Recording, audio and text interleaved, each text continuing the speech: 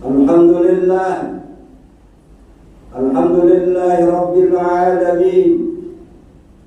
Hamdan yuafi ni'amahu wa yukafi mazidah. Ya Rabbana lakal hamdu kama yanbaghi li jalali wajhil azimi sultan. Subhanaka la nuhsi sana'an 'alaika anta kama asnaita 'ala nafsik. Walakal hamdu hatta tarda wa lakal hamdu idza radita wa lakal hamdu ba'da ridha. Asyhadu an la ilaha illallah wahdahu la syarika lah wa asyhadu anna Muhammadan abduhu wa rasuluh. Allahumma salli wa sallim ala sayyidi wa habibi wa tabibi qalbi wal jasadi war ruh sayyidi Rasulillah Muhammad ibn Abdillah Shadiqil amin wa ala alihi wa sahbihi ajma'in. Amma ba'd. Wa ya ibadallah, usikum wa iyaya bi taqwallah haqqa tuqatih. Bismillahirrahmanirrahim. Ya ayyuhalladzina amanu taqullaha haqqa tuqatih wa la tamutunna illa wa antum muslimun. Jamaah salat Jumat Masjid Darul Naim Perdamurka Allah yang dirahmati Allah Subhanahu wa taala. Marilah di tempat yang mulia ini kita pasang niat untuk beriktikaf, memohon dan minta ridhonya Allah, minta rahmatnya Allah, agar kita dapat meningkatkan frekuensi iman dan takwa kita kepada Allah, sehingga kita dapat meninggalkan segala bentuk yang dilarang oleh Allah Subhanahu wa ta'ala. Salawat dan salam kita curahkan kepada kekasih Allah, Nabi kita, Nabi besar Muhammad sallallahu alaihi wasallam. Alhamdulillah, pada kesempatan yang sangat singkat ini, pada tahun 2024 ini, marilah kita perbarui, kita tingkatkan segala bentuk kebaikan-kebaikan. Dari mulai Bismillahirrahmanirrahim. Mengapa dari Bismillahirrahmanirrahim? Karena kita akan mendirikan salat, menegakkan salat dan memperbarui salat kita, sehingga dapat kesempurnaan kita menghadap kepada Allah Subhanahu wa taala dari bentuk tegakkan, dirikan, pahami, jalani dari segala bentuk-bentuk kebaikan yang diberikan Allah Subhanahu wa taala. Jamaah Perdamurka Allah yang dimuliakan. Dengan bismillah, dengan rahmatnya Allah, dicontohkan sebuah kisah Nabi Allah Isa alaihissalam radhiyallahu anhu. Pada saat waktu melewati kuburan, dia melihat salah satu kuburan itu dikelilingi oleh para malaikat-malaikat azab, malaikat-malaikat yang menakutkan. Lalu seketika, beberapa waktu lagi, Nabi Isa melihat sebuah kuburan, tetapi kuburan yang tadi dikelilingi oleh malaikat-malaikat azab, sekarang dikelilingi oleh malaikat rahmatnya Allah Subhanahu wa ta'ala. Kenapa berganti? Tadi rahmat, tadinya azab, malaikat azab, sekarang malaikat rahmatnya Allah Subhanahu wa ta'ala. Lalu ditanya, ya Rabb, kenapa? Lalu apa singkatnya dalam sebuah kitab Menuju Ma'rifatullah karangan ulama besar Al-Mukarram Kiai Haji Muhammad Wa'id yang dikarang dituliskan dalam Menuju Ma'rifatullah Allah, maka dikatakan di situ dia bertanya, kenapa dikelilingi oleh malaikat rahmat? Karena aku melihat walaupun suaminya, istrinya, suaminya penuh dengan maksiat, penuh dengan noda, dengan brutal, tetapi aku melihat istrinya sedang hamil. Dan pada saat itulah aku mengirimkan malaikat rahmat. Kenapa? Karena nanti yang ibu dan istrinya yang akan melahirkan sebuah anak generasi yang akan datang. Pada saat dia lahir, lalu dididik, dibesarkan oleh kedua orang tuanya, anak itu bisa mengucapkan Bismillahirrahmanirrahim. Aku malu untuk mengutus malaikat-malaikat azab. Aku kirimkan malaikat rahmat. Kenapa? Karena anaknya membaca Bismillahirrahmanirrahim. Jamaah yang dirahmati Allah Subhanahu wa Ta'ala. Oleh karena itulah di dalam rukun Islam kita yang pertama, asyhadu an la ilaha illallah wa asyhadu anna Muhammadar Rasulullah. Kita perbaharui, kita tingkatkan tentang apa? Akidah kita. Akidah kita. Tingkatkan akidah kita ini. Karena akidah, yang pertama akidah. Setelah akidah baru yang kedua, dirikan, tegakkan, pahami, jalani tentang sholat kita. Ya ayyuhal mudassir, qum. Hai orang-orang yang berselimut, bangun dan beri peringatan. Siapa yang diberi peringatan? Diri kita. Jamaah yang dirahmati Allah Subhanahu wa Ta'ala. Dengan konsep kita mendirikan, kita tegakkan, maka kita lihat dalam sabda Nabi kita Nabi Muhammad sallallahu alaihi wasallam dikatakan as-salatu ibaduddin. Faman aqamaha faqad aqamad-din wa man tarakaha faqad hadamad-din. Jamaah yang dirahmati Allah, salat adalah tiang agama. Barang siapa yang menegakkan, yang mendirikan, yang melaksanakan, maka ia berarti menegakkan agama. Dan barang siapa yang merobohkan, berarti ia merobohkan agama. Sekarang sudah terbukti, jamaah yang dirahmati Allah Subhanahu wa Ta'ala, banyak orang yang sholat tetapi hanya sebatas menggugurkan sholatnya saja. Dia baru menegakkan sholat yang ditegakkan, sholat yang didirikan, tetapi tidak menjalankan hal-hal apa yang dikatakan oleh Al-Imam Al-Ghazali. Yang pertama, mengatur jiwa kita. Jiwa kita atur, kita getarkan, kita antarkan untuk menuju apa yang dikatakan sholat yang sesungguhnya. Yang kedua, Al-Imam Ghazali mengatakan menghayati apa saja yang dikerjakan dalam hal sholat tersebut. Mari kita sama-sama kita perbaiki demi hari, menit, detik dan tahun yang telah berganti. Jamaah yang dirahmati Allah Subhanahu wa Ta'ala. Kenapa? Karena janji kita kepada Allah, janji kita kepada Allah.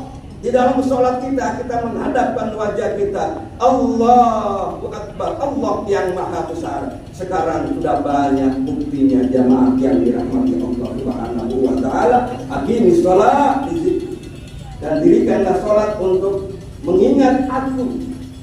Sholat yang kita lakukan seperti hal contohnya dari kita ini, yang pertama subuh, zuhur, asar, maghrib, isya. Subuh mungkin kita hanya melaksanakan wajibnya 2 dan sunnahnya 2, maka jadi 4. Semua kalau kita total mungkin hanya 10 menit, ada 50 menit jamaah yang dirahmati Allah Subhanahu wa Ta'ala. Tetapi setelah itu apa yang kita lakukan dari subuh sampai zuhur? Kebaikan apa yang kita lakukan? Apa yang kita perbuat untuk diri kita, untuk masyarakat kita, untuk bangsa kita? Hubul watani minal iman. Karena kita cinta pada negara kita sebagian daripada iman. Jamaah yang dirahmati Allah.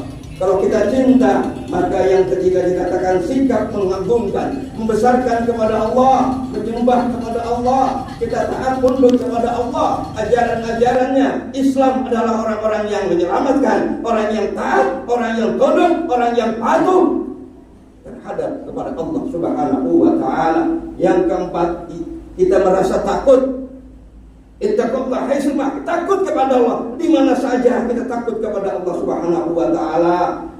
Kita untuk rasa kita diawasi, merasa takut kita penuh dengan rahmat. Kita mengharapkan mendapat rahmatnya Allah Subhanahu wa Ta'ala. Apa tadi yang dikisahkan oleh Nabi Isa alaihissalam radhiyallahu anhu, dikatakan itulah contoh rahmatnya Allah diberikan kepada orang yang anaknya masih dalam kandungan. Kalau anak lahir itu membaca Bismillahirrahmanirrahim, apakah bisa rahmat Allah itu akan diturunkan di tengah-tengah bangsa kita yang tercinta ini? Kalau mereka masih ada Ar-Rahman, Ar-Rahim, Al-Malik. Rahman, Rahim, Al-Malik untuk menjadi raja, Untuk menjadi raja, menjadi seorang pemimpin, harus menguasai dua saja, Rahman, Rahim. Kalau udah ada itu, mari nanti kita kembali, kita telah di dalam kitab tadi yang saya katakan menuju ma'rifatullah. Dengan Rahmannya Rahim, apakah ada di negeri kita tercinta? Ada. Di dalam kriteria yang tersebut, kalau tidak terlalu panjang, di antaranya orang-orang yang adil, orang yang jujur, orang yang benar, orang yang taat, tunduk kepada Allah Subhanahu wa taala. Ada putra-putri, ada putra kita yang kita akan antarkan ke negeri kita ini. Kembalikan kepada Allah, hanya ud'uni yastajib lakum. Allah yang biiznillah, Allah yang akan menentukan. Tetapi kriteria daripada Ar-Rahman, Ar-Rahim, Al-Malik, Raja dari segala pemimpin. Jamaah yang dirahmati Allah, yang berikutnya adalah rasa malu kepada Allah Subhanahu wa ta'ala. Kalaulah kita lihat pada saat-saat sekarang ini, jamaah yang dirahmati Allah Subhanahu wa ta'ala, konsekuensi daripada ibadah sholat kita, apakah hanya sebatas mendirikan, apakah sebatas menegakkan, atau sebatas menjalankan, atau sebatas menggugurkan. Semoga sholat-sholat yang kita lakukan ini di negeri tercinta kita ini tidak ada lagi yang namanya korupsi, tidak ada lagi maksiat, tidak ada lagi kecurangan. Yang ada adalah kejujuran, keadilan. Kalau kita ingin menjadi negara baldatun thayyibatun wa rabbun ghafur, karena sudah jelas di dalam Al-Quran, di nas-nas hadis dikatakan, awas, tergantung kepada pemimpin-pemimpin kita ini mau dibawa kemana kita. Apakah kita akan menuju wasikal ladzina kafaru ila jannah ujuma? Itu ada dua, menuju surga, menuju neraka. Kalau kita pengen menuju surga, ikuti para pemimpin-pemimpin kita yang akan bertanggung jawab dunia dan akhirat. Seandainya mereka tidak sampai apa yang diharapkan oleh kita, itulah kehendaknya Allah, biiznillah Allah. Maka bangunlah di kejauhan malam, kita berdoa kepada Allah, ya Rabb, turunkan sesuai apa yang telah Engkau berikan di negeri ini, ya Rabb. Kita yakin, pasti, karena 10 tahun, 20 tahun, 30 tahun, kita tidak tahu bagaimana negeri kita. Hanya anak-anak kita yang kita tinggalkan di masa yang akan datang. Jangan seperti Nabi Allah Zakaria, bertertati-tati melihat bagaimana keadaan berikutnya. Kita jangan meninggalkan generasi-generasi yang lalai, yang lemah letih. Kita harus cerdas, kita harus tampil di permukaan bumi ini, jamaah yang dirahmati Allah Subhanahu wa ta'ala. Barulah kita bisa mencegah perbuatan keji. Inna sholata tanha 'anil fahsya wal munkar. Sesungguhnya salat itu mencegah dari perbuatan keji. Jamaah yang dirahmati Allah Subhanahu wa ta'ala, satu-satu jalan untuk kita kembali dari sini, marilah kita pasang kolbu kita dengan banyak dimulai Bismillahirrahmanirrahim. Lalu kita berikutnya apa yang diajarkan oleh guru-guru kita, dan banyaklah berzikir, banyaklah berselawat, sehingga negeri kita, kampung kita menjadi kampung yang damai. Kita lihat jamaah sekarang ini banyak bertebaran di pagar-pagar itu pamflet-pamflet. Mari kita tebarkan pamflet itu di Masjid Darun Naim, sebuah karpet yang hijau yang akan kita saksikan nanti di taman sorga. Jamaah yang dirahmati Allah, yang mempunyai suatu kelebihan. Semoga sholat kita amalkan dalam kehidupan kita sehari-hari, terutama di dalam anfusakum wa ahlikum nar. Ini saja yang dapat kami sampaikan, 10 menit gambaran. Semoga kita mendapatkan rahmatnya Allah, ridhonya Allah Subhanahu wa ta'ala. Dan janganlah jadi seorang pemimpin yang kita takut sedikit saja itu selawat yang kita baca, ribuan selawat yang kita baca, tetapi ditegur oleh Rasulullah Sallallahu Alaihi Wasallam. Siapa? Al-Ghafari, seorang ulama besar, seorang pemimpin besar. Lalu dikatakan, jangan kau banyak baca-baca sebegitu banyak, 3.000 kali kau baca selawat, cukup 3 kali, karena rakyatmu menunggu menunggu kita. Begitu pula kita pun akan ditunggu rakyat kita menjadi bangsa yang baldatun thayyibatun wa rabbun ghafur. Ini saja dapat kami sampaikan. Semoga dapat manfaat pada kita semuanya. Inna ahsanal kalam kalamullah. Barakallahu li wa lakum fil Qur'anil azim wa nafa'ani wa iyyakum minal ayatil zikril hakim. Aqulu qouli hadza astaghfirullaha li wa lakum wa li sa'iril muslimin wal mu'minin fastaghfiruhu innahu huwal ghafurur rahim.